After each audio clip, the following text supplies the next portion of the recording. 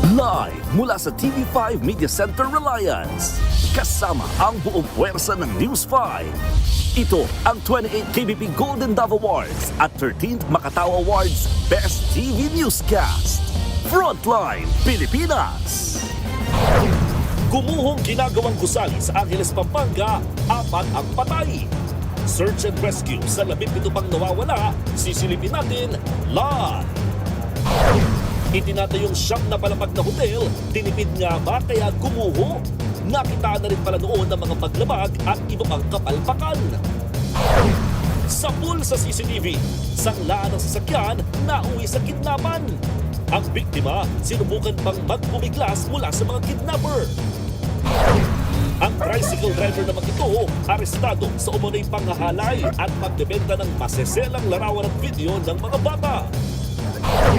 Mga kapatid, hindi pa tapos ang Senate Flex. Senadora Amy Marcos naglabas ng video tungkol sa umano'y planong tiyatsa para harangin ang pagtakbo ni VP Sara sa 2028. Buwelta naman ng minorya, fake news yan!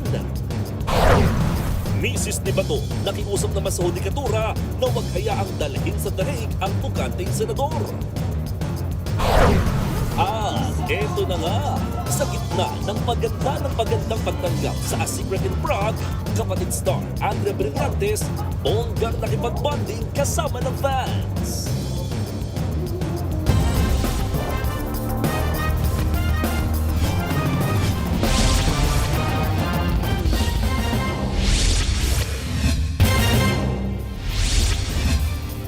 Kalaboso ang isang tricycle driver sa Tondo, Maynila sa pagbebenta ng masiselang larawan ng mga bata niyang kapitbahay. Ang suspect hindi rin pinatawad ng isa niyang kaanak.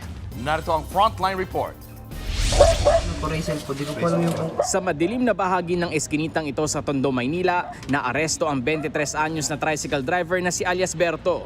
Suspect siya sa pagbebenta online ng masiselang larawan at video ng mga bata. Ang mga naging biktima niya, isang batang lalaking 6 na taong gulang na kamag-anak pa man din ng suspect at 5 iba pang batang babae na mga kapitbahay ni alias Berto. Ang isa sa kanila, hinihinalang-hinalay rin ng suspect sa isang computer shop. Nakatulong sa amin na yung tinutulugan niyang computer shop, yung may-ari one time nag-review ng kanyang mga CCTV footage at nakita doon na hinahalay niya itong isang bata. 18 cellphone ang nakumpiska sa suspect at sa mga ito nakita ang masiselang litrato ng mga bata. Nakaupo o naglalaro lang but then pinipicturan yung underwear, yung mga bata na walang kamalay-malay. He took advantage of those instances. Photos, and then dito sa ginagawa niyang pang-aabuso na physical talaga, videos talaga. Nasagip naman ng PNP Women and Children's Protection Center ang 6 na biktima. Sa ngayon, nakakulong na si alias Berto at mahaharap sa kaukulang reklamo. Aminado siya sa ginawa niyang krimen, pero tikom ang kanyang bibig kung sino-sino ang kanyang mga parokyano. Gagawa ng kahalayan sa mga bata sa lugar ninyo? Oo. Bakit sir? Ba't niyo po yung nagawa? Hindi ko rin naman eh. Ay, malayo mic natin pala. Siguro ma'am, sa paano na lang din po siguro. Parang pagustuhan na lang din po.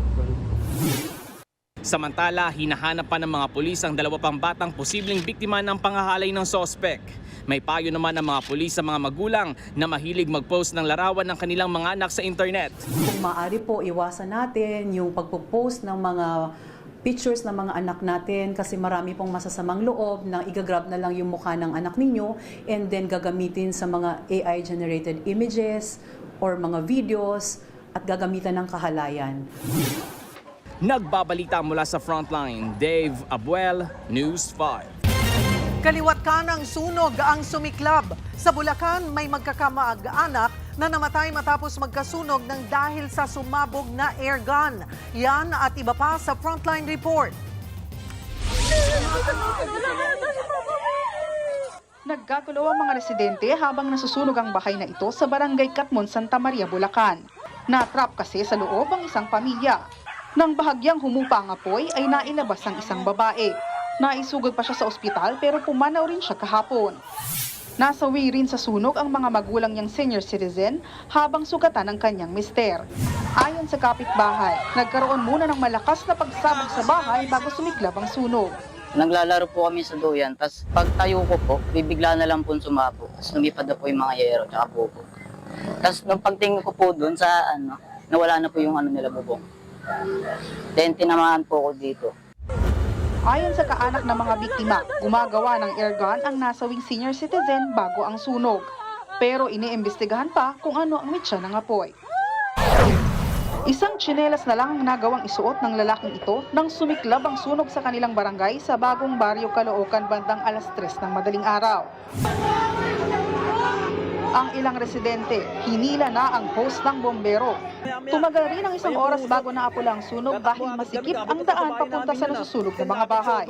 Walang nasaktan pero 15 pamilya ang nasunugan. Inaalam pa ang naging sanhi ng sunog. Kanya-kanyang salba ng mga gamit ang mga residente habang nilalamon ng apoy ang mga bahay sa barangay Lapu-Lapu, Agdao, Davao City. 07, location niya, style ka 07. Dikit-dikit ang mga bahay at makipot ang mga eskinita, kaya nahirapan ang mga bumbero. 18 bahay ang natupok bago tuluyang naapula ang sunog. Nagbabalita mula sa Frontline, Ana Cruz, News 5. Bumuelta ang palasyo sa birada ni Davao City Mayor Baste Duterte na may umiiral na martial law sa ilalim ng Administrasyong Marcos. Parat ng alkalde, ang daming nakukulong ngayon dahil lang sa pagkontra kay PBBM. Nasa frontline ng balitang yan si Mobile Journal, Julie Paisa.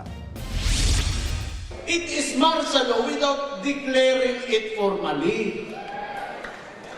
Ang dami na nakukulong, may mga kaso, and for what? Because they opposed, the actions of the administration. Yan ang birada ni Davao City Mayor Baste Duterte sa administrasyon ni Pangulong Bongbong Marcos. Sinabi yan ni Mayor Baste sa paglulunsad ng Reform Alliance for Accountability, Good Governance and Ethics o RAGE Coalition sa Mindanao nitong Sabado. At kanina, may buwelta dyan ang Malacanang. Unang-una po, kayo po ang makakaramdam. Kayo ng mga taga-media, kung meron po ba mga implied martial na nagaganap. Ang pagbibigay ng kalayaan at hindi pagsawata at hindi pagkitil sa mga taga-media at iba nating mga kababayan ng kanilang karapatan, lalong-lalo na itong freedom of the press and freedom of expression. Hindi po ito sinasawata ng Pangulo. Git pa ni Yusek Ter Castro, kung pag-atake umano sa malayang pamamahayag ang usapan, hindi dapat ang Administrasyong Marcos ang sisihin. Mas naramdaman ito sa panahon ni dating Pangulong Duterte. Marami ang mga taga-media na tumutol sa ginagawang pagkitil ng freedom of the press and freedom of expression sa panahon ni dating Pangulong Duterte. Pinabulaanan din ng Malacanang ang pahayag ni Davao City Congressman Paulo Duterte na 4 na taon na umanong may zero budget ang kanyang distrito. Sabi ni Castro, lumalabas sa datos na mahigit 7.8 billion pesos ang budget ng Davao City mula 2023 hanggang 2026. Sa totoo, sabi po niya, di ba, umamin naman po siya na nagkaroon ng 51 billion pesos na inilaan para sa Davao City, para sa flood control projects. Pero ba't nga ba bumabaha pa rin sa Davao City? Sa parehong talumpati noong Sabado, binanatan din ni Mayor Baste ang pagbabalik umano ng droga at kriminalidad simula nang maupo si Pangulong Marcos. Ano achievement nito?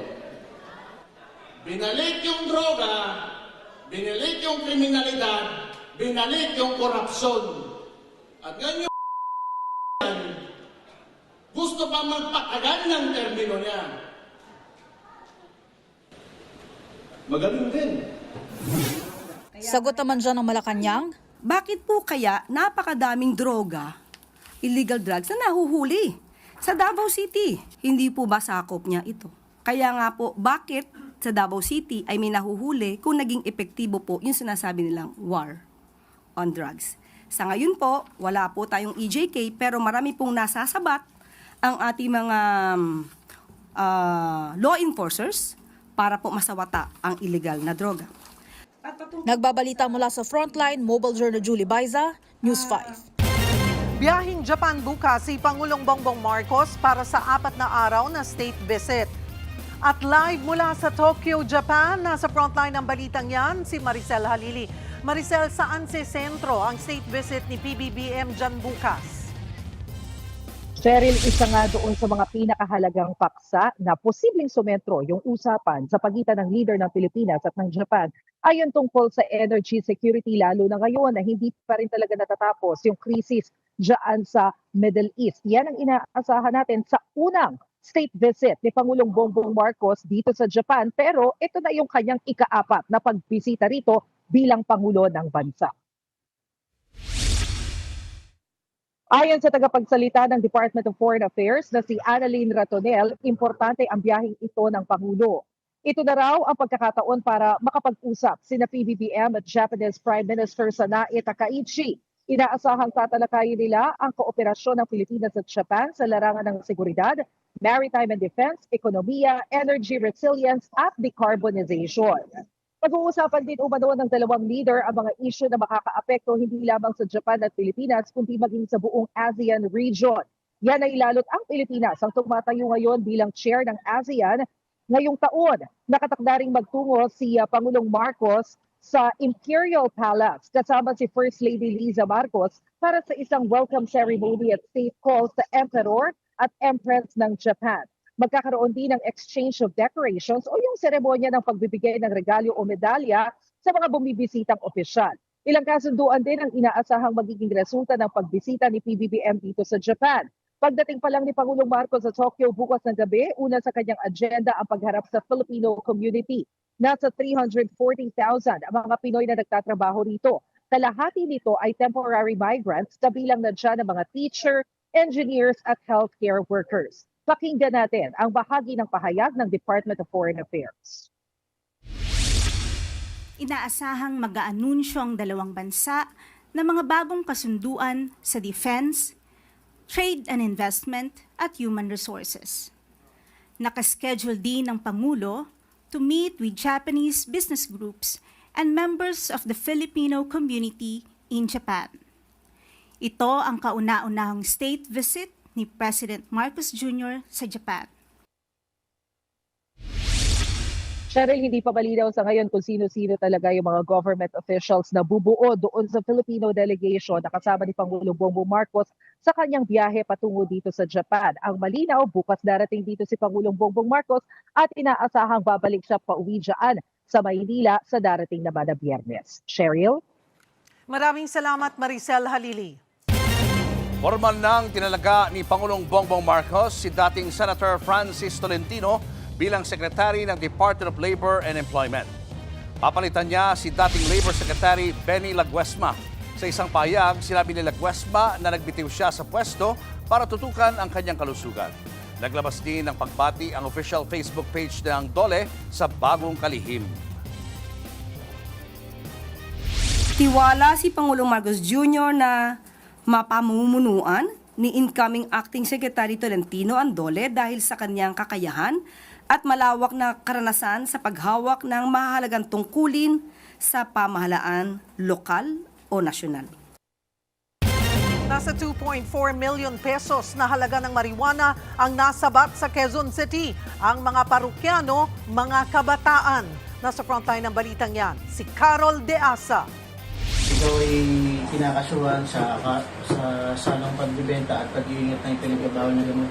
Timbog sa bypass operation ang isang high-value target na sangkot umano sa bentahan ng marijuana sa Quezon City. Nakuha sa sospek ang nasa 2.4 million pesos na halaga ng iligal na droga. Nakabalot pa sa packaging tape ang mga pinatuyong dahon ng marijuana ng mga kumpiska ng mga otoridad. Nahulihan din ang sospek ng mga high-grade marijuana o kush na nakasilid sa resealable plastic at liquid marijuana na inilagay sa cartridge ng vape. Kalaboso ang sospek matapos magpanggap na buyer ng mga pulis. Kinilala ang sospek na si alias Amo, 33 taong gulang. Ayon sa QCPD, ilang buwan na nilang minamanmanan ang sospek dahil nagpalipat-lipat ito ng tirahan. Dito lang naman po siya paikot-ikot sa area ng Novaliches. At ang karamihang parokyano niya po ay mga kabataan lang din na pumupunta sa kanya. Mariing itinanggi naman ng sospek ang krimen. Hindi po ako nagbebenta po. Hindi po totoo po yung sinabi po. Wala po akong kinalaman po. Nahaharap siya sa kasong paglabag sa Comprehensive Dangerous Drugs Act of 2002. Nagbabalita mula sa Frontline. Carol De Asa, News 5. Natangay ang libo-libong pisong halaga ng alahas ng isang lola sa Quezon City matapos mabiktima ng Budol Gang. Ang mga kawatan, pinaniniwala ang naka-jackpot sa raffle ang matanda para makapagnakaw. Nasa frontline ng balitang iyan si Mobile Journal Alexis Ebue. Arestado ang 4 na lalaki matapos pangbudol ng senior citizen sa Barangay Payatas, Quezon City. Kuwento ng biktima, kumatok sa kanyang bahay ang isa sa mga sospek at sinabing nanalo umano siya sa raffle dahil sa LPG safety device na binili nitong Enero. Ang premyo, 35,000 pesos at double burner stove. Nang nasa loob na ng bahay ang sospek, humingi ito ng iba't ibang dokumento. Una, humingi ng 2 identity ko. So, ang binigay kong ID, license, driver, at saka senior citizen. Pangalawa, proof of billing. Number 3, hinahanap yung resibo. Sinabi ko wala. Hinanapan din ang matanda ng raffle code. At para raw makita ito, inutusan siya ng sospek na maglagay ng alahas sa lalagyanan ng pulbo. Pinakitaan din siya ng mga alahas na galing umano sa dati nang nanalo sa raffle. Kaya nakumbinsi na rin ang lola na ilabas ng kanyang mga alahas. Necklace, pinakita ko malaki po yung necklace na isang men's necklace. Isang ring na panglalaki. Isang ring ko ng college. Panglima po yung wedding ring. Nagkakaroon yan ang humigit kumulang 400,000 piso. Maya-maya pa dumating sa pagkasama ng sospek at nagpunya rin inaatake sa puso. Doon na raw nasilisihan ng at nakuha ang kanyang mga lahas sa kasumibat. Sa kuha ng CCTV sa Barangay Payatas, dito nakitang sumakay ang 4 na sospek sa pambubudol sa Kahumarurot. Ang 2 nagsilbing driver at lookout. Nakita sa backtracking ng CCTV footage ang plaka ng kanilang sinakyan. Nasa kusudiyan na ng Payatas Police Station ng mga sospek na humingi ng dispensa sa biktima. Nagawa lang daw nila yon dahil sa pangangailangan. Bali, ang kaharapin po nilang kaso ay estafa. Napag-alamang dati nang nasangkot sa swindling case ang isa sa mga sospek. Nagbabalita mula sa Frontline, Mobile Journal Alexis Ebue, News 5. Umakyat na sa 4 ang patay habang 17 naman na ang nawawala sa gumuhong gusali sa Angeles City, Pampanga. Ang ilang kaanak ng mga biktima nababagalan daw sa paghahanap sa mga natabunan. Live mula sa Angeles City, nasa frontline ng balitang yan, si Mon Gualvez. Mon, kumusta ang search and rescue operation? Cheryl, nagpapatuloy pa rin ang ginagawang search and rescue operations ng mga otoridad dito sa Angeles City, Pampanga, kung saan gumuho itong ginagawa ng gusali na inaasang itatayong hotel dito sa lugar. Itong nasa likod ko, actually nasa may ground zero tayo, kaya nasa likod ko mismo yung pinaka mga bahagi ng mga gumuho or nag-collapse na building dito. No? Mapapansin ninyo talagang yung isang pick-up dito na damay din ng mga nagkakapala, talaga naglalakihan ng mga bato, habang talagang halos buong kalsada ang na-occupy na nitong mga gusaling na buwal dito sa area. And you can just imagine, no, yung kapal ng mga bakal at ng mga bato na nandito sa area, kung galing yan sa iba't ibang mga floors, yung bigat niyan talagang halos madurog na yung mga sasakyan at iba pang mga establishmento na nadamay. Itong ang pinaka-Orso Hotel, isang hotel dito sa may tabi, ito yung pinaka-nadamay dito sa area kung saan halos 1/4 nito ang talagang na-damage matapos ng nabuwal itong gusali. Sa ngayon, hindi pa rin nawawalan ng pag-asa ang mga otoridad at mga rescuers patungkol sa pangunguna nila sa paghahanap sa nasa 17 nawawala pa mula sa gumuhong gusali. Yan ay kahit halos magdadalawang araw na mula nang mangyari ang malagim na insidente. Kalmado pa ang eksena nang makuha na ng dashcam ang bahaging ito ng Oak Street sa Barangay Balibago, Angeles City sa Pampanga kahapon ng madaling araw. Ilang saglit lang, nangyari na ang malaking trahedya. Bigla na lang gumuho ang ginagawang gusali sa lugar. Nagkislapan ng mga poste ng ilaw hanggang sa tuluyang mawalan ng kuryente at nabalot ng alikabok ang kapaligiran. Parang laruang gumuho at nagkapira-piraso ang 9 na palapag na gusaling itinatayo para maging hotel. Agad nagsagawa ng maingat na search and rescue operations ang mga otoridad. Sa isang video kahapon, Dahan-dahang pinuputol ng mga tauhan ng Bureau of Fire Protection ang mga bakal na pumatong sa ilang biktima. Relax lang, kuya. Try natin muna dito. Magdamagan ang ginagawang paghahanap. Kaninang madaling araw, nailabas ng mga rescuer habang sakay ng stretcher ang isang biktima ng pagguho. Nawalan ito ng malay kaya pilit na ni-revive ng mga nakastandby na medical team. Yun nga lang, binawian din ito ng buhay. Pagsikat ng araw, magkasunod na inilabas ng mga rescuer ang 2 pang bangkay. Ang isa, sa bandang labasan lang ng bumagsak na gusali nakuha. Nakausap din ng News 5 ang isa sa mga nakaligtas na construction worker na si Brian Sitangco. Nasugatan siya sa ulo, braso at mga binti. Pilit daw siyang gumawa ng paraan para makalabas mula sa guho. Yung barak ko sa baba ng building. Tapos, nagsaluhin ako ng tutulog. Bumagsak yung bubong ng tinuturuan ko ng barak. Balutan pa ako ng net. Sinunit ko na lang ng yung mga bakal ng simento para makalusot lang ako. Kasi nahirapan ako umiyak. Sa ngayon, umakyat na sa 4 ang mga kumpirmadong nasawi. 2 rito ang construction worker, isang Malaysian national na nakuha kahapon sa nadamay na gusali at isang hindi pa nakikilala. 17 naman ang patuloy pang hinahanap. Maghapon ang ginagawang thermal scanning. Inaalam dito kung may madedetect na heartbeat o body heat mula sa ilalim ng mga debris. Kasabay nito ang mayang-mayang pag-ikot ng mga K9 units sa paligid ng gumuhong building. Umaasa silang may makikita pang buhay. Pati mga tauhan ng MMDA tumulong na rin. Tuloy-tuloy ang pag-operate ng kanilang life detector machine. Bukod sa mga rescuer, nakabantay rin ang mga kaanak ng mga nawawala pang construction worker. Isa na rito ang asawa ni Lea Casilao na 3 linggo pa lamang nagtatrabaho sa site. Aminado siyang napanghihinaanan ng loob na makikita pang buhay ang kanyang mister. Parang lalong mabigat yung pakaramdam ko na titingin ko talaga ako na lang sa panahon ngayon. Kasi oras na yan, siguro wala nang buhay. 24 hours na sila dyan, hindi pa kumakain. Kahit siguro tubig, wala. Puna ni Lea at iba pang kaanak, tila mabagal ang galaw at pag-aksyon ng mga rescuer. Kung nagtutulong-tulong po sila, hindi yung iba karamihan naglalakad lang, nakahiga, nakatambay kung saan nagsiselfon. Siguro po mapapabilis yung kilos nang makapag-rescue sila ng buhay doon. Paliwanag naman ng lokal na pamahalaan, isinasaalang-alang din nila ang kaligtasan ng mga rescuer. Hindi naman tayo pwedeng pumasok basta-basta, hindi naman tayo pwedeng magtanggal ng mga debris kasi siyempre yung structural integrity natin, alam natin na compensate na po. At anytime pwedeng mag-collapse po ang humahawak po sa kanila. Alam po natin mga scaffoldings lang ang humahawak sa mga debris pong ito. Ang kwento rin ng ilang kaanak ng mga biktima, hindi lang 9 na palapag ang itinatayong building.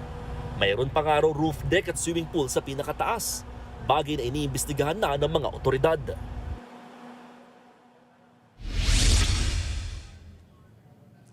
Cheryl, sa ngayon, yung sinasabing bilang ng mga patuloy pang hinahanap ng mga otoridad dito sa area na nasa 17, hindi pa raw yan final. Posible daw yan madagdagan o mabawasan. Depende sa magiging final na bilang mula naman sa mga pinaghahanap pa ng mga individual. Yan ay lalo't yung initial na bilang na yan ay galing lamang dun sa foreman o isang nakaligtas na bahagi nga ng ginagawang construction building. Ang sinasabi kasi may mga nagtitinda rin na nadamay dito sa naturang gumuho nga or nag-collapse na building, kaya isa ito sa mga inaalam pa. Lalo't pahirapan din dahil hindi pa nga nakikipag-coordinate ang mismong may-ari at maging yung contractor nito sa ginagawang investigasyon. Cheryl. Imon, pakilarawan mo nga sa amin, yung lugar kung nasaan yung gumuhong building. Major highway ba yan at maraming iba pang malalaking gusali bukod dyan sa gumuho? Actually, Cheryl, itong bahaging ito yung Chodoro Street dito sa area at makikita ninyo talagang na-occupy na ng napakaraming makakapal na bakal at mga bato na nag-collapse dito sa area, yung buong kalsada. Itong Chodoro Street is ito sa mga inner roads dito sa area pero considered entertainment district na ito ng naturang lungsod dahil marami nga mga hotel dito sa area at malapit lang din sa Fields Avenue. Kaya talagang apektado yung ilang mga, hindi lang yung kalsada, kundi yung mga, of course, mga establishment dito sa lugar dahil sa dami nitong ibinuwal na bahagi ng ginagawang gusali dito sa area. Cheryl. Paano kaya nakakadaan yung mga sasakyan at yung mga residente dyan sa lugar niyan? Wala bang balak tanggalin yung mga tambak para madaanan ng mga tao? Well, Julius, itong area na ito, hindi talaga ito pwede madaanan so far dahil halos buong kalsada nga yun occupy na nitong gumuhong gusali. In fairness, marami namang lusutan pa dito sa area kaya may mga lugar pa na pwedeng daanan ng mga motorista at mga residente dito sa area palabas sa pinaka main highway na Fields Avenue. No? Kaya naman talagang mas madali naman na makakapunta kung sakasakali. Pero syempre, alam naman natin kapag ganitong may na-hamper na kalsada, technically talagang challenging not only for the residents but for the motorists and even the establishments here na nag-ooperate dito sa lugar. Julius. Mon, taga dyan din ba sa Pampanga yung karamihan ng mga construction worker ng gumuhong gusali? At anong tulong na ang naiabot sa mga naulilang pamilya?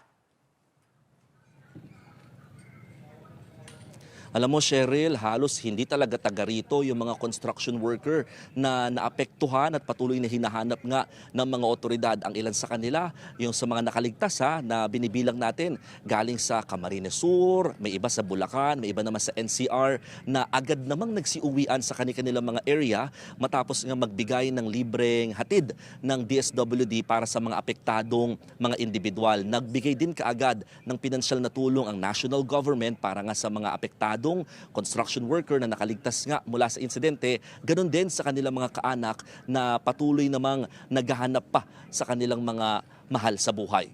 Cheryl.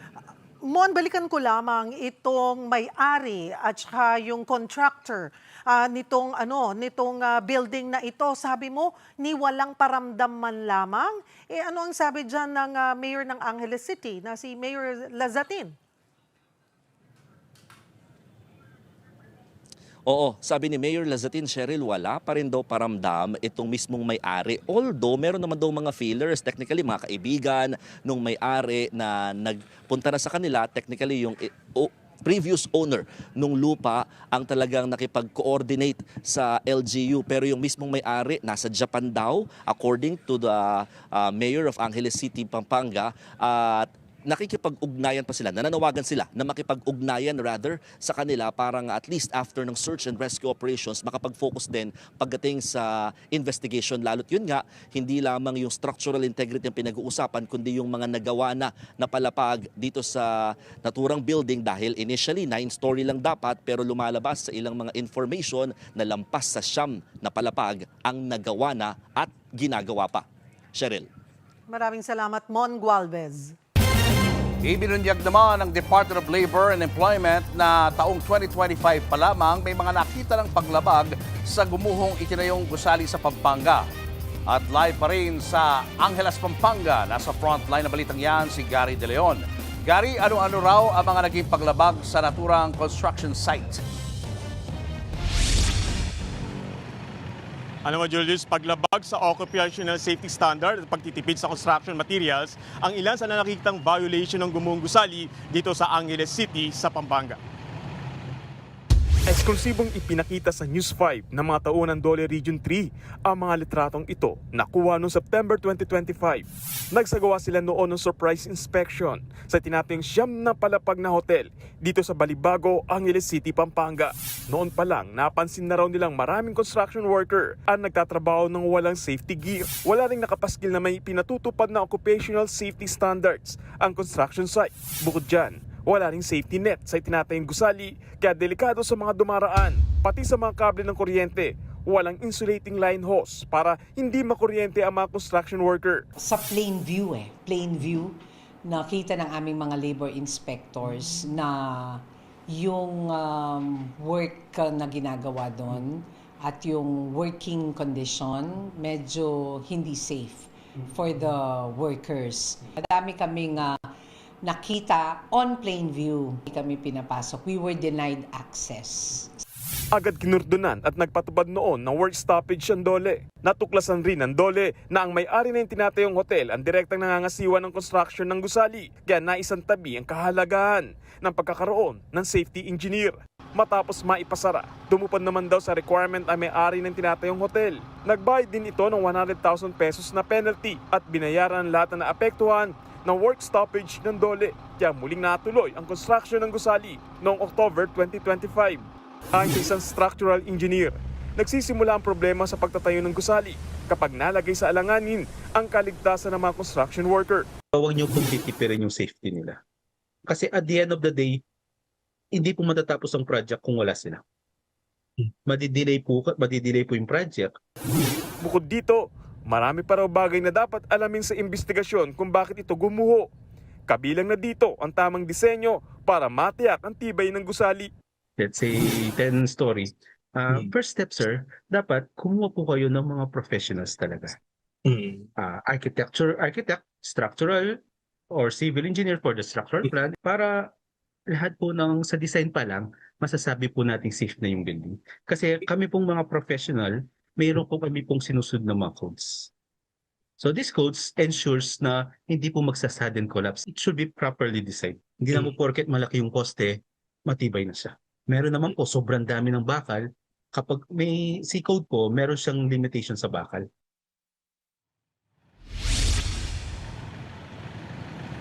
Julius, sa Teodoro Street, kung saan nga matatagpuan yung Ground Zero, ay patuloy pa rin ibinabalik yung linya ng kuryente at komunikasyon dahil nga naputol ito mula nung bumagsak nga yung gusali. At no business pa rin sa lugar at sarado dahil pa rin sa mga debris ng mga gumuhong gusali, no, dahil sa gumuhong gusali. Pero sabi ng DOLE, tutulungan daw nila yung mga construction worker na nawalan ng trabaho dahil nga sa pagguho at bibigyan rin daw nila ito ng ayuda. Handa rin daw silang tulungan ito sa pagsasampa ng kaso. Julius. Gary, may pahayag na ba ang mga otoridad para sa eksaktong dahilan ng pagguho ng tinatayong gusali?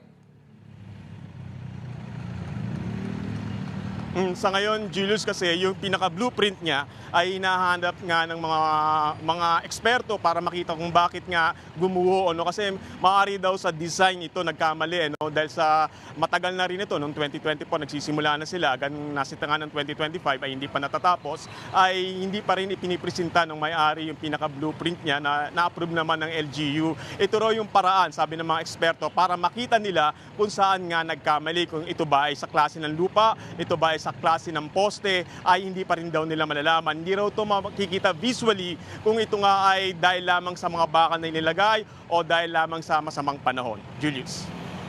Gary, may impormasyon ka na ba doon sa identity ng may-ari ng gumuhong building?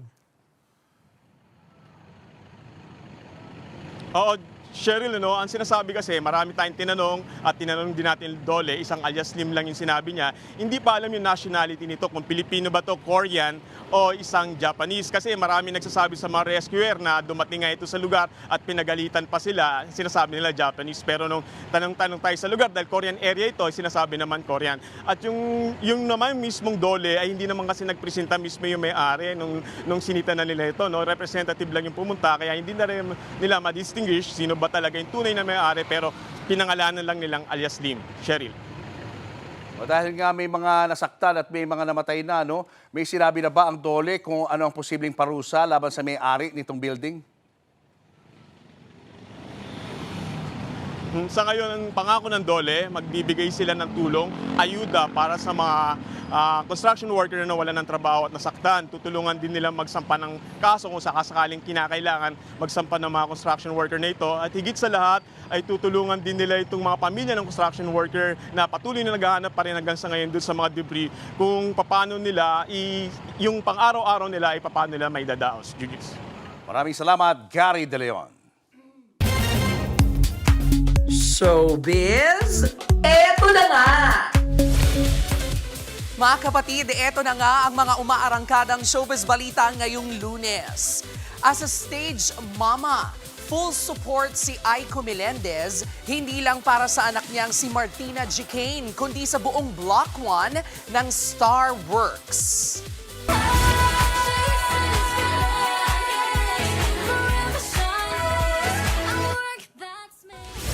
Patikim pa lang po yan, Ang dance video na yan sa soon-to-be aired na special vlog ni na Aiko Melendez at ng partner niyang si Juan Mig Bondok.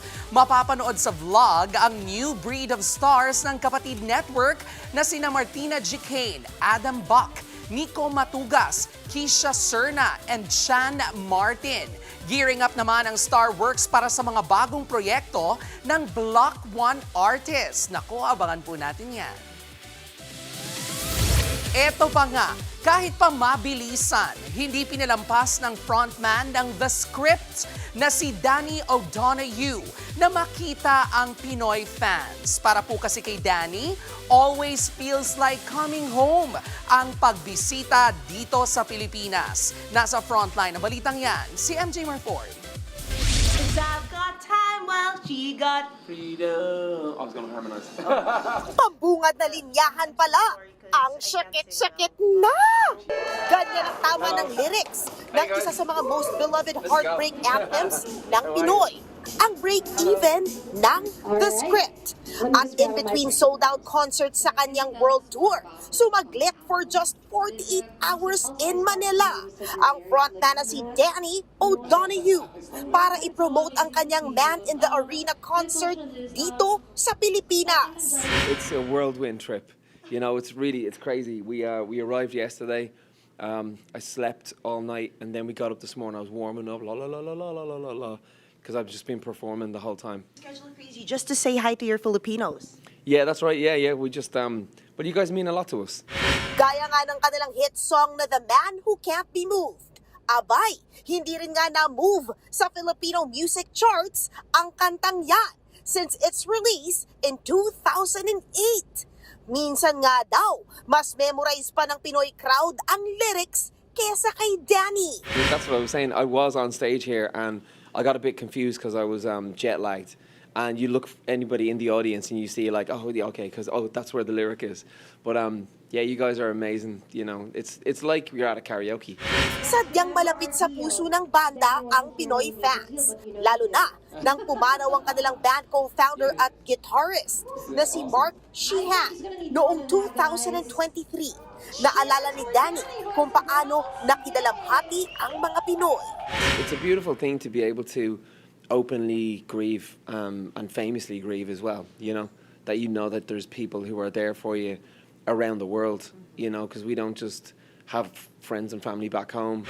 Bukas, babalik na si Danny sa UK para sa pagpapatuloy ng kanyang sold-out show.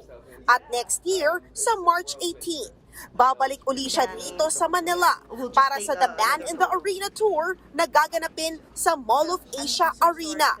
Nagbabalita mula sa Frontline, MJ Marfori, News 5. Susunod, mga sabungero sa Davao City na trap sa rumaragasang baha. Misis ni Senator Bato de la Rosa nanawagan sa hudikatura na huwag hayaang madala sa dahig ang kanyang asawa. At Catriona Gray, may bago na nga bang nagpapahappy sa kanyang puso? Abangan ang lahat ng yan sa pagbabalik ng Frontline Pilipinas.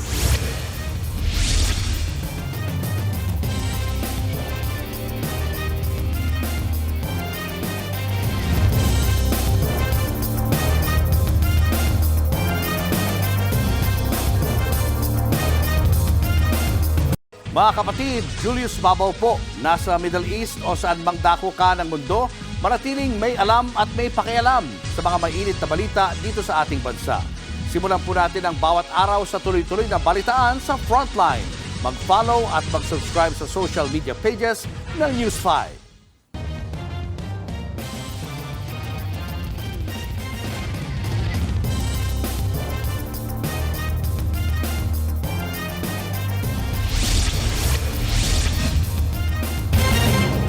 Sinagip mahigit 30 sabungero na natrap sa rumaragasang baha sa Davao City.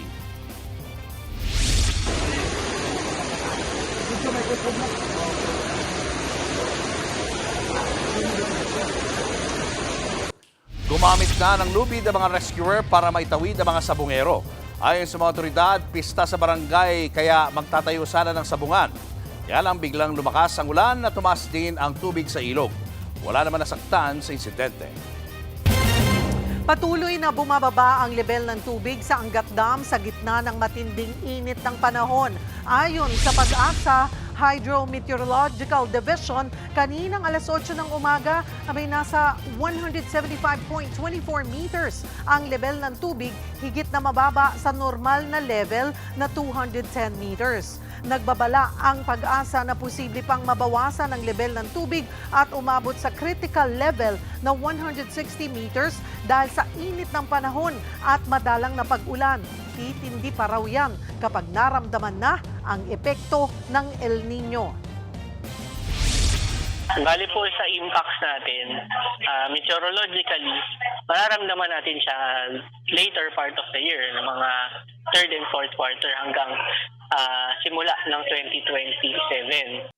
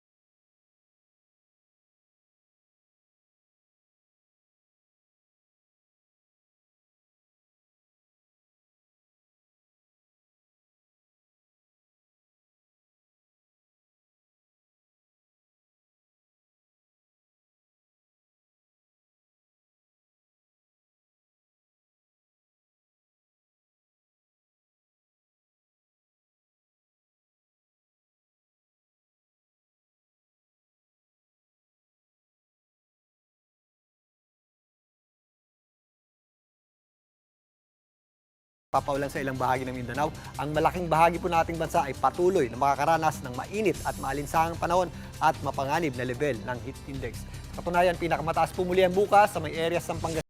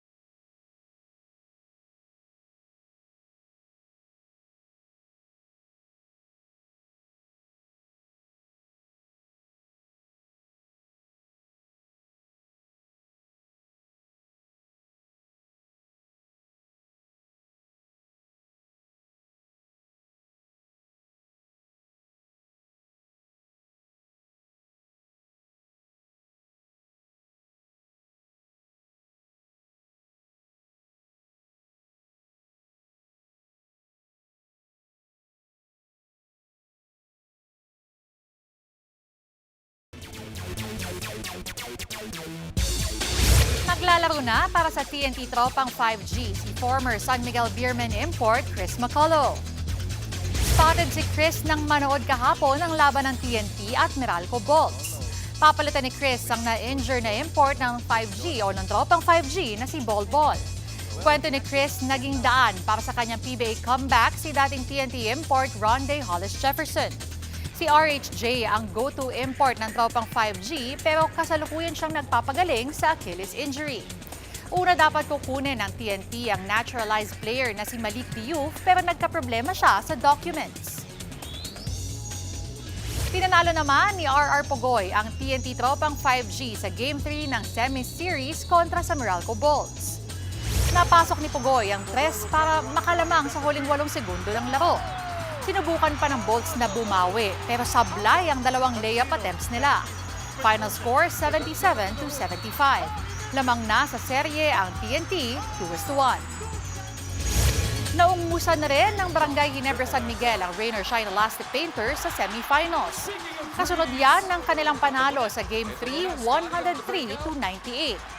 Nakabuo ng bentahe ang Ginebra matapos ang mainit na opensa sa third quarter. Nagbalik naman ang momentum sa Rain or Shine pagpasok ng fourth pero kinapos ang kanilang comeback.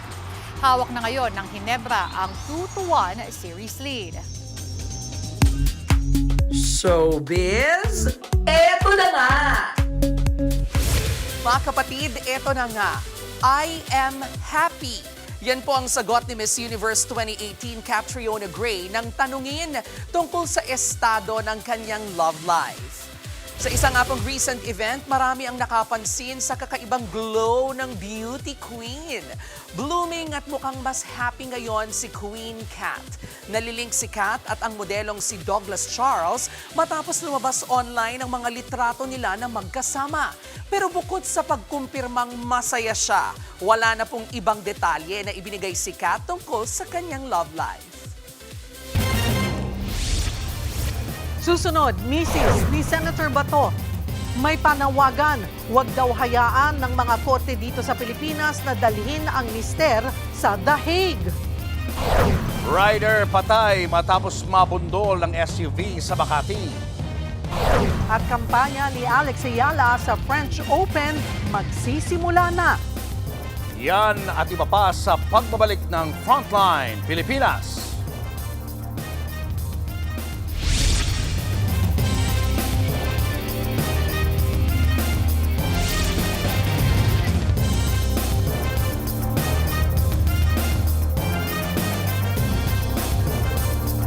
Mga kapatid, Julius Babaw po. Nasa Middle East o sa amang dako ka ng mundo, manatiling may alam at may pakialam sa mga mainit na balita dito sa ating bansa. Simulan po natin ang bawat araw sa tuloy-tuloy na balitaan sa Frontline. Mag-follow at mag-subscribe sa social media pages ng News 5.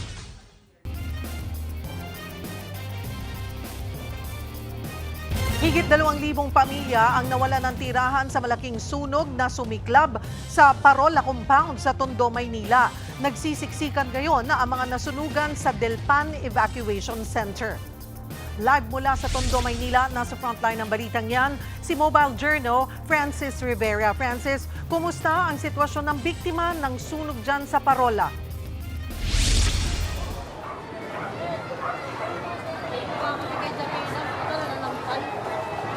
Cheryl, bangungot kung ituring ng mga residente ang sumiklab na malaking sunog dito nga sa Parola Compound dito sa Maynila. Makikita sa video ito ang laki ng apoy na sumiklab alas 5 ng hapon nitong Sabado sa Parola Compound. Kinabukasan na ng madaling araw ng tuluyan itong maapula. Aabot sa 2,000 pamilya ang nasunugan. Pinuntahan ng News 5 ang ground zero na naging sunog nitong Sabado sa Parola Compound. Makikitang halos mapulbos sa mga bahay, mga poste at yero na lamang ang natira. Kaya ang ilang nasunugan, nagsabit na lang ng mga tabing at trapal para may masilungan. Maging ang mga residential building sa lugar hindi nakaligtas sa sunog. Dito sa Delpan Evacuation Center ang naging pansamantalang tuluyan ng mga evacuee. Gaya na lang ni Nanay Melinda na tinitiis ang init ng panahon. Hindi pa ako komportable kasi mainit eh. Kaya naghahanap po kami ng uupahan namin. Ang iba naman, siksigan sa mga silid gaya na lang ni Nanay Shirley na buong pamilya ang kasama. Wala ko kami talaga naligtas sa gamit po, naubos lahat. Ay ngayon, hindi namin alam kung saan kami titira dahil nangumpahan lang po kami. Sa mga nakakarinig po sa akin na kung maaari lang po, tulungan po kami dahil walang-wala po talaga kami. Nasimot po ng apo yung aming gamit. Binisita kaninang umaga ni Pangulong Bongbong Marcos at DSWD Secretary Rex Gatchalian ang mga apektadong pamilya. Nakatanggap ang mga bakwit ng 10,000 pisong ayuda, food box at hygiene kit. Dahil sa siksikan sa dami ng tao, hindi na iwasang magkaroon ng tensyon ang ilang residente matapos magkagulo sa pila sa ayuda. Nag-abot din ng tulong sa mga nasunugan si Manila Mayor Isko Moreno. Inflation oo.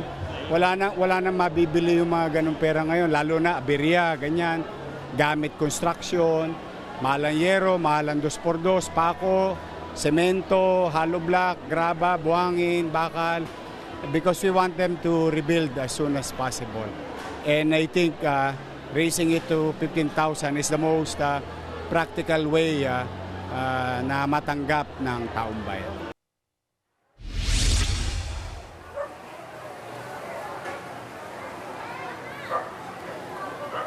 Cheryl, mga kapatid, andito tayo sa isang hall kung saan halos 10 pamilya ang naghati-hati dito. Makikita natin, halos dito na sila, parte-parte yung kanilang inihigaan. Una lamang, ito lamang yung sa unang palapag, pero mas marami pa doon sa taas, at 4 na palapag kasi itong ginawang evacuation center or Delpan evacuation center. At bukod dyan, dito rin makikita natin na halos dito, kaliwat kanan, ito yung mga naisalba nilang mga gamit dito sa hallway na to. At dito na rin sila mismo naglatag ng mga sapin.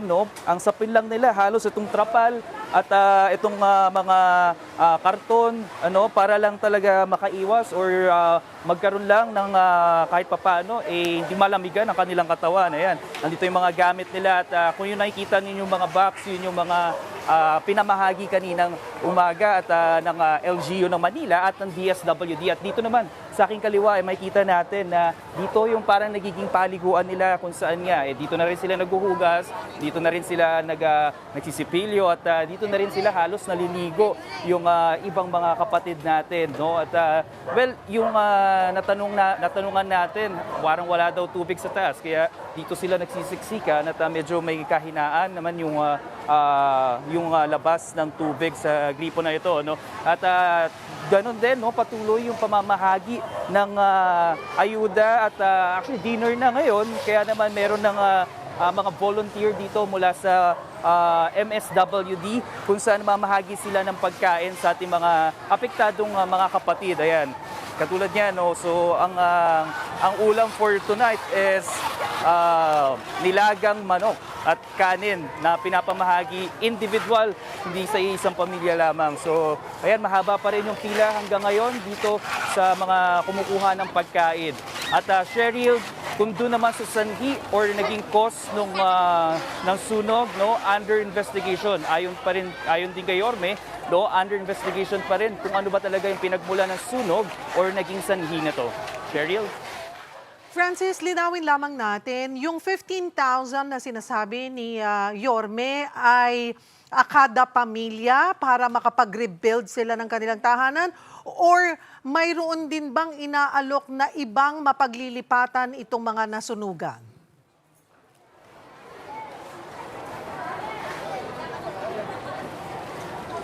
Yes, Cheryl. Actually, kaninang umaga ang unang pahayag or yung unang announcement ni Manila Mayor Isko Moreno ay 3,000 piso yung ipapamahagi kada pamilya. Pero nung tinanungan natin siya kanina, nung bumalik siya dito sa may ayuda center nila dito sa may Delpan, dinagdagan na nga daw niya or times 5 niya to 15,000 pesos dahil na rin daw sa inflation. Hindi raw kasi kaya makabili ng 3,000 pesos ng mga material or should we say na kulang yung 3,000 pesos para dun sa mga materyales gaya na nga lang daw ng yero, mga pako, 2x2 na semento, na isa sa mga pangunahing kailangan para nga makapagpatayo or maibalik yung mga bahay or yung mga natupok na sunog ng bahay nila. Doon naman sa relocation, Cheryl, wala namang nasabi ang Manila LGU kung bibigyan pa sila ng offer to relocate, doon sa kung meron o bibigyan sila ng relocation site. So far, wala pa rin tayo nakukuhang impormasyon patungkol dyan. Pero ang sure tayo, makakatanggap yung kada pamilya ng 15,000 pesos mula sa Manila LGU. Cheryl? Maraming salamat, Mobile Journal Francis Rivera. Plano ng NBI na ipakansela ang lisensya ng higit 100 baril ni Senator Bato de la Rosa. Ayon pa sa ahensya, armed and dangerous umano ang puganteng senador. Bumalag naman ang abogado ni De La Rosa sa payag na yan ng NBI.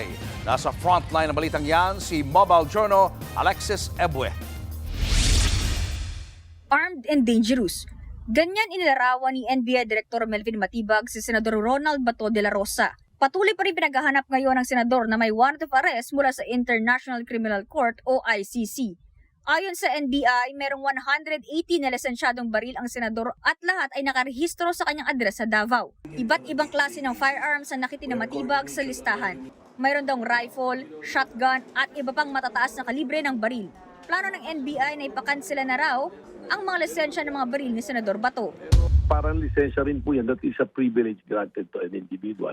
So kung pribileyo po yan na in-extend po ng gobyerno, yung gobyerno po can anytime, for any reason, can cancel po yung license na yan. Ayon naman sa Philippine National Police o PNP, wala pa raw silang natatanggap na formal request ukol dito. At kung sakali, agad daw nila itong pag-aaralan at aaksyonan ng naaayon sa batas. Patuloy naman daw ang pag-uusap at koordinasyon ng NBI at PNP sa paghahanap kay Senator Bato. Hinala rin ng NBI sa Davao na nanatili ngayon ang puganting senador. Maaaring yun yung iniisip niya na maganda pagtaguan dahil maraming kakampi, kaalyado. Pumalag naman ang abogado ng Senator Bato na si Atty. Estrelito Torion sa pagtawag na armed and dangerous ang kanyang kliyente. Wala raw sapat na basihan para ilarawan ng ganoon ang senador. Muli ring iginiti Torion na walang inilalabas na warrant of arrest ang local court kaya hindi raw pwedeng ipatupad ang arrest warrant mula sa ICC. Pero nauna nang ipinag-utos ng Department of Justice na ipatupad ang arrest warrant mula sa ICC. Naghain naman ng motion for reconsideration ang kampo ni Bato. Kasunod ng pagbasura ng Korte Suprema sa hiling na Temporary Restraining Order o TRO laban sa ICC warrant of arrest. Nagbabalita mula sa Frontline, Mobile Journal Alexis Ebue, News 5. Magsisimula na ang kampanya ni Pinay Tennis Ace Alex Ayala para sa 2026 French Open.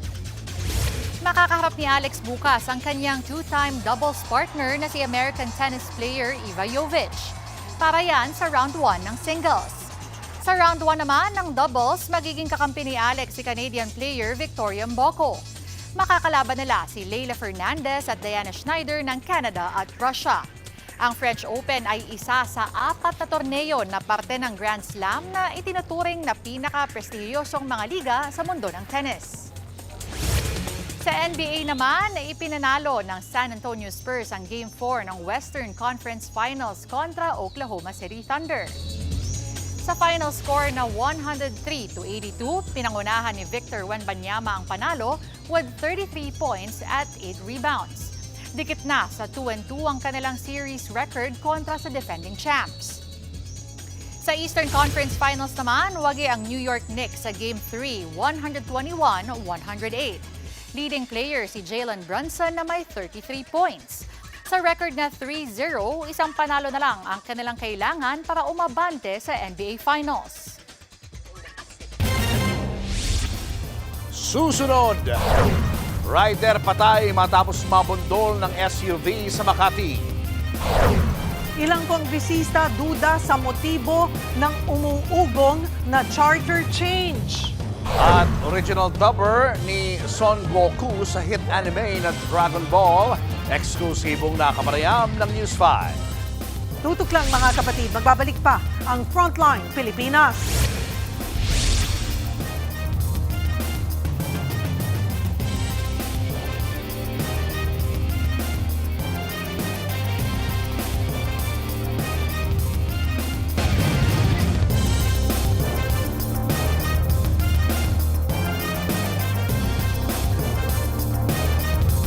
Mga kapatid, Cheryl Cosim po.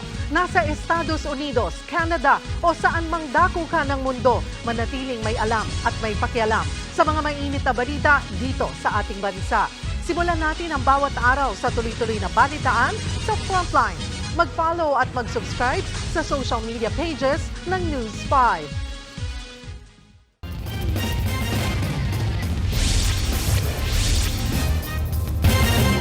Patay ang isang TNVS rider matapos mabundol yung SUV sa Makati City. Sa mga nakuwang litrato, makikitang humandusay sa kalsada ang rider. Isinugod pa siya sa ospital pero binawian din ang buhay. Ayon sa pulis, nagbanggaan ang motorsiklo at ang SUV sa mismong intersection. Nakakulong na ngayon ang driver ng SUV. Inisyuan din siya ng LTO ng show cause order. May mga ulat kasi na mapanganib na pagmamaneho ng nasabing SUV bago ang aksidente. Kabilang dyan ang mabilis na pagpapatakbo palipat-lipat ng lane ng walang signal at iligal na pag-overtake.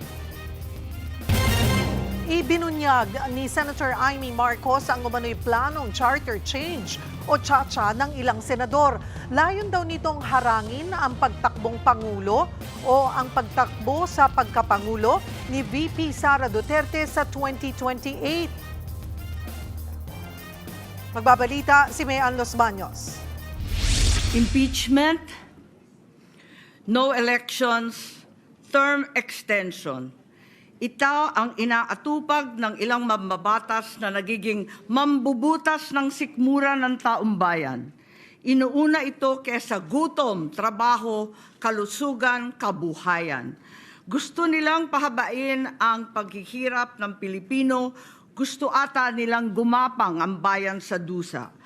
Inilatag ni Senator Amy Marcos sa pamamagitan ng isang video presentation ang impormasyong nakuha niya di umano tungkol sa naging pulong ni Senator Tito Soto at House Speaker Bogie D sa isang casino hotel nitong Abril. Tungkol daw yan sa charter change, partikular sa planong Constitutional Assembly at para makuha raw ang suporta ng mga mambabatas, kabilang sa irereforma ang pagpapalawig ng kanilang termino.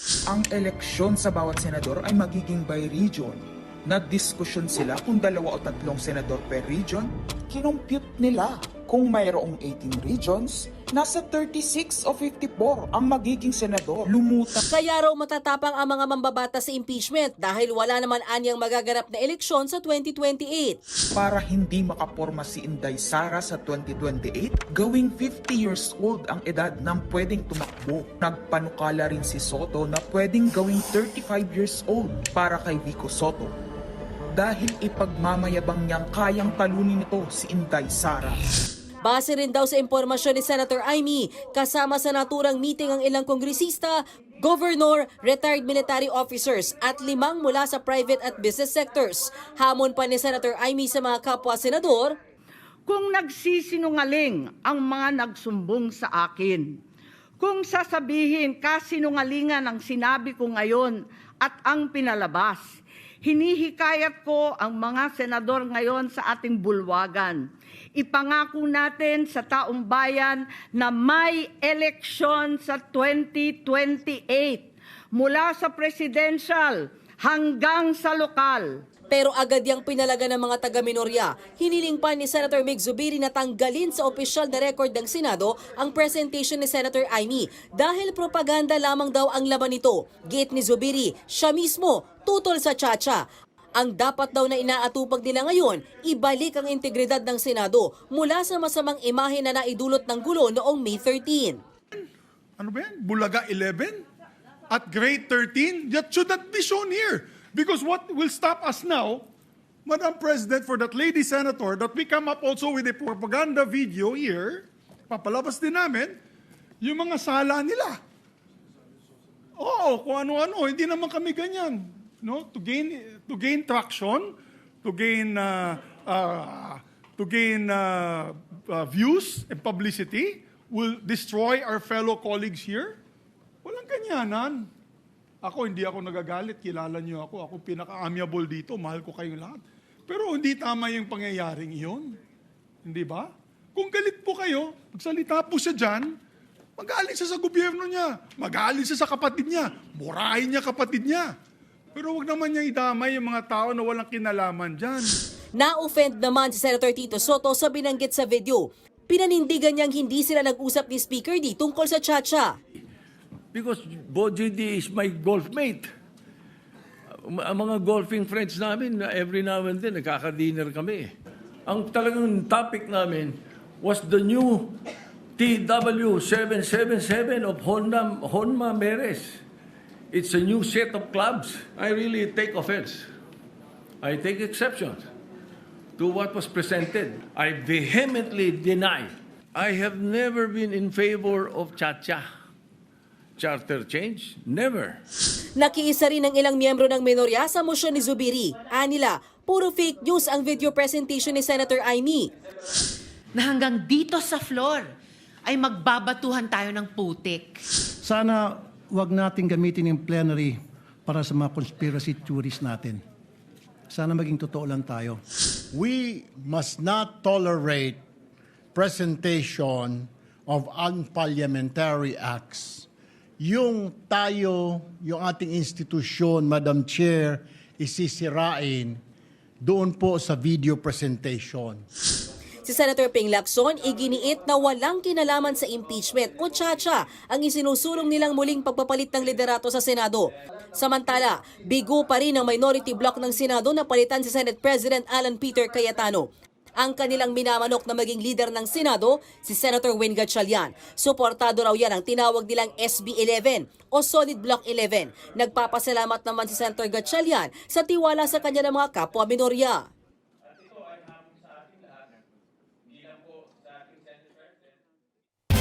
Maugong din sa Kamara ang plano umanong charter change at tsa-tsa. Pero agad din itong binatikos ng ilang kongresista. Sabi ni Caloocan 2nd District Representative Edgar Arice, duda siya sa motibo ng tsa-tsa. Isa na raw dyan ang planong pagtakpan ang mga itinatago umanong anomalya ng Administrasyong Marcos, gaya ng flood control scandal at iba pang issue ng korupsyon. Para naman kay ACT Teachers Party List Representative Antonio Tino, kahibangan ito ng administrasyon kung sakaling totoo. Sinusubukan pa namin kunan ng pahayag si House Speaker Bogie D ukol sa issue pero wala pa siyang sagot. Meron silang kino-cover up na malaking anomalies. So, kung magkakaroon ng bagong presidente, whether it's VP Sara, whether it's VP Lenny, whether it's na hindi kontrolado ng administrasyon na ito, ay malaki ang posibilidad na mapanagot sila. Kahibangan yun at lalong babagsak ang popularidad ng administrasyon nito at dapat lang. No? Dahil sinusuka talaga ng taong bayan yung mga politikong nagtutulak ng term extension at no election. Showbiz, eto na nga! Mga kapatid, eto na nga, sa edad na 89 years old, bumisita po sa kauna-unahang pagkakataon sa ating bansa ang OG voice artist ng character na si Son Goku sa hit anime show na Dragon Ball. Kilalanin po natin siya sa Frontline Report ni News 5 Entertainment Correspondent Bon Belenario exclusive.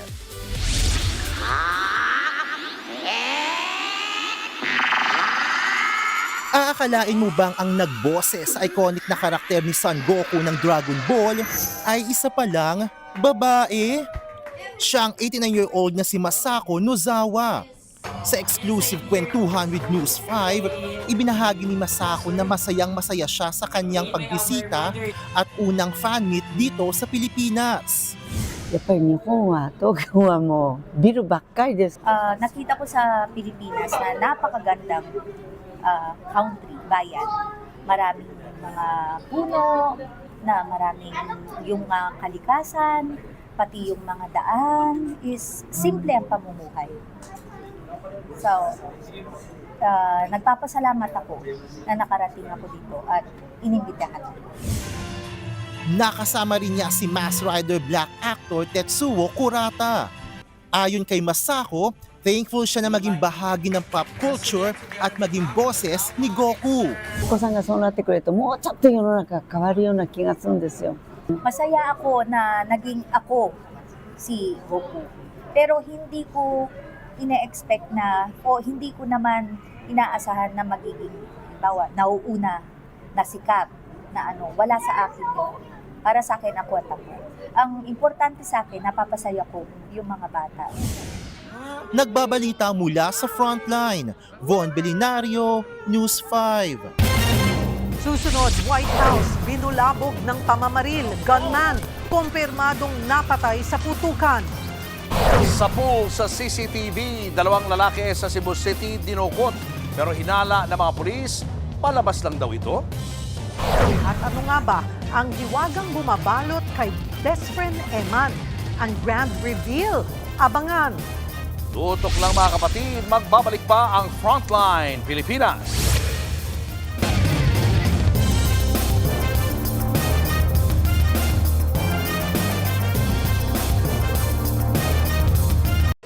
Mga kapatid, Cheryl Cosim po.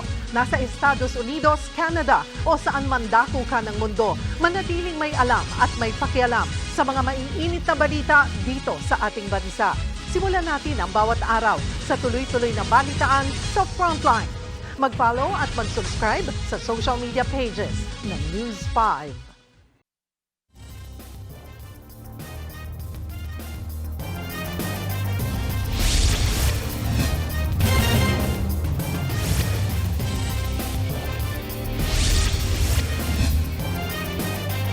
Patay sa engkwentro ang lalaking namaril malapit sa White House sa Amerika.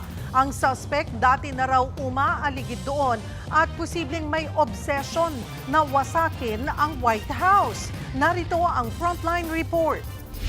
Only for the two sides to remain far apart. Nahinto sa pagre-report at napatago ang reporter na yan nang umalingaw-ngaw ang mga putok ng baril malapit sa White House sa Washington, D.C. sa Amerika nitong weekend. We have to evacuate shooting. We have to evacuate shooting. We have to evacuate shooting. Agad na lumikas ang news team. Nakunan din ng isa pang American network ang nangyaring gulo. Panic outside the White House. We're following this breaking news. Sa isa pang video sa labas ng White House, rinig ang mga putok ng baril. Agad namang rumisponde ang mga pulis at ang US Secret Service para tugisin ang gunman. Nauwian sa engkwentro. Sa huli, nabaril ang gunman. Kinilala siyang si Nasir Best, 21 anyos. Dilala pa siya sa kalapit na ospital pero namatay din kalaunan. Ayon sa mga ulat, kilala na ng Secret Service ang gunman. Dati na raw siyang nakitang umaaligid sa White House complex at nagtatanong-tanong kung paano makakapasok roon.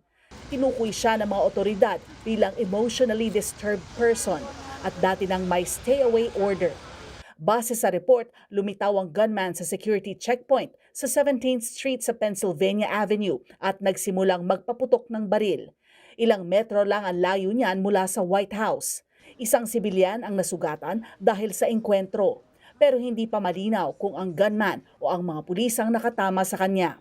Samantala, sa kanyang post sa Truth Social, nagpasalamat si US President Donald Trump sa mabilis na aksyon ng mga pulis malapit sa White House. Anya posibleng may obsession ng gunman sa anyay most cherished structure ng kanilang bansa. Ang shooting incident na yan nangyari halos isang buwan lang matapos ang tangkaring pamamaril kay Trump habang nasa White House correspondent dinner sa isang hotel. Nagbabalita mula sa Frontline, Faye Tobias, News 5. Showbiz, eto na nga! Mga kapatid, eto na nga. Matapos ang ilang linggo ng mga pasilip sa tunay na katauhan ni Eman, malalaman na ni J.M. de Guzman aka Mateo ang hiwaga sa tunay na katauhan ng kanyang best friend. Kahit kasi ilang beses na siyang iniligtas, duda pa rin si Mateo kung sino o ano ba talaga si Eman na laging present sa kanyang buhay. Kaya ang best friend nating si Eman may pag-grand reveal.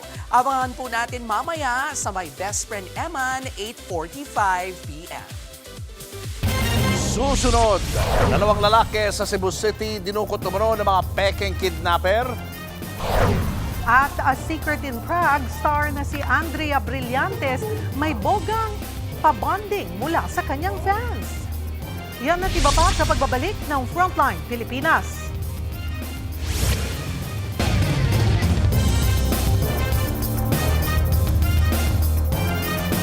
Mga kapatid, Julius Babaw po, nasa Middle East o saan mang dako ka ng mundo, manatiling may alam at may pakialam sa mga mainit na balita dito sa ating bansa. Simulan po natin ang bawat araw sa tuloy-tuloy na balitaan sa Frontline. Mag-follow at mag-subscribe sa social media pages ng News 5.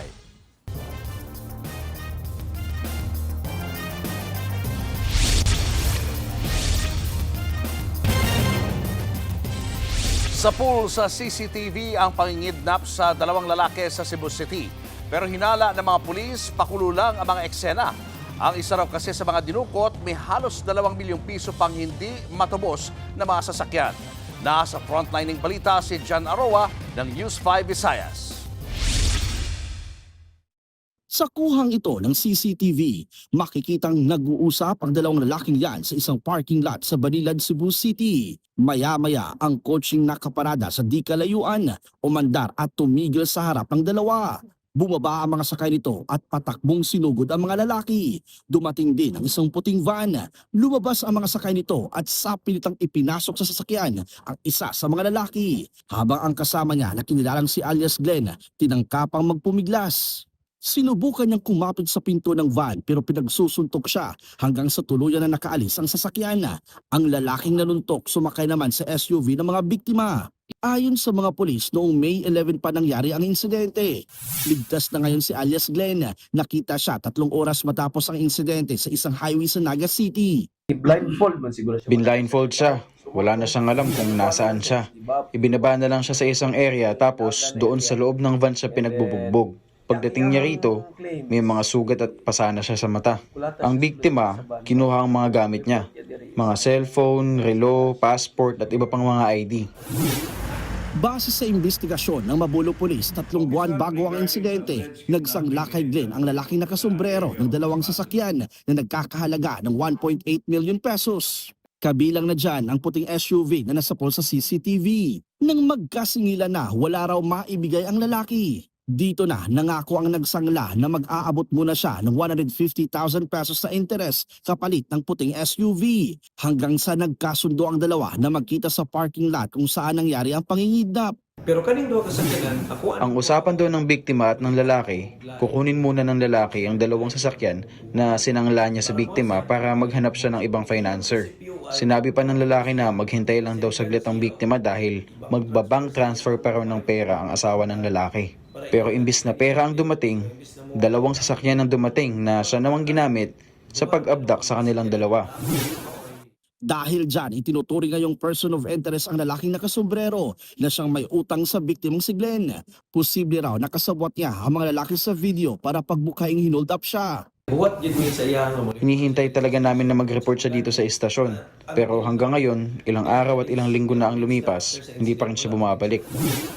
Inaalam pa ng mga pulis kung posibleng miyembro ng rentangay at sindikato ang mga suspect. Napag-alaman din na walang mga papeles ang isinanglang 2 sasakyan. Nagbabalita mula sa frontline, Jan Arua, News 5, Visayas!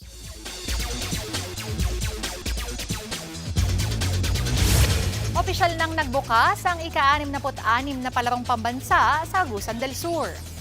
Ito ang unang beses na nag-host ang probinsya ng palaro. Higit 10,000 atleta mula sa 18 rehiyon sa bansa ang lumahok. Isa sa mga bagong regular medal sport ang weightlifting, pati na rin ang football para sa secondary level at futsal sa elementary level. Inanunsyo rin ni Pangulong Bongbong Marcos na makakatanggap ng incentives ang lahat ng student-athlete na magwawagi ng medalya. Maglalaan ang Philippine Sports Commission ng mga incentive para sa mga medalista sa regular sports at sa para games bilang pagkikilala sa inyong husay. Alam ko na gagawin ninyo ang lahat ng inyong makakaya, ngunit huwag ninyong kalimutan mag-enjoy na rin. At yan muna ang latest sa Frontline ng Sports. Ako po si Denise. Showbiz, eto na nga! Mga kapatid, eto na nga, mas matitinding action scenes pa ang dapat abangan kay kapatid star Andrea Brillantes sa A Secret in Prague. At ginagawa raw niya yan bilang sukli sa suporta ng kanyang fans na nakabonding niya ng bongga nitong weekend. Nasa frontline na balitang yan, si MJ Marford. Overflowing ng mga regalo at pasasalamat ang grand fan meet ni kapatid star Andrea Brillantes sa Quezon City. Ang event, pinaghandaan ni Blythe from venue to gifts. Kung gaano kabongga ngayon ang career ni Blythe, ganun din daw dapat ang special day niya with her fans. At kahit nga pagod na from her Hong Kong shoot para sa A Secret in Prague, game na nakipag-bonding si Blythe. Speaking of A Secret in Prague, magaling na raw ang kanyang mga pasa mula sa kanyang action scenes na talaga namang usap-usapan. Okay naman siya. Wala na yung mga pasa ko, pero feeling ko madadagdagan din naman kasi madadagdagan pa rin yung mga action scenes ko. At kahit saglit lang ang kanilang shoot sa Hong Kong, hitik naman daw ito sa good vibes at family moments. Always loved visiting Hong Kong. So masaya, and I was with my mom, kasama ko family ko. At eto pa nga, natanong din si Blythe tungkol sa bagong kanta ni Ramona na ilalabas na sa May 29. Sagot dyan ni Blythe. Tingin ko, kailangan yung tanungin mismo si Ramona, hindi po ako. With everything going well sa kanyang career dito sa Kapatid Network, malaking parte raw nito ang suporta ng kanyang fans. Nakakataba lang ng puso na andito na kami ngayon, tas ang dami namin, sa mas malaki na kaming venue. It shows growth. Yung sobrang saya ko po. Abangan pa ang mas malulupit na eksena ni Andrea Brillantes bilang si Chiara Valtrvi, the assassin, sa A Secret in Prague. Dito lang sa TV5 at sa Netflix. Nagbabalita mula sa Frontline, MJ Malfori, News 5. At yan nga po ang ating mga showbiz update ngayong Lunes. See you tomorrow mga kapatid. Ako po si Jerry Wrights. Abangan niyo ulit kami bukas dito sa TV5 sa 1PH RPTV, True TV at 105.9 True FM. Kami ang inyong mga kapatid sa Balitaan at Public Service. Walang iwanan sa Frontline, Pilipinas.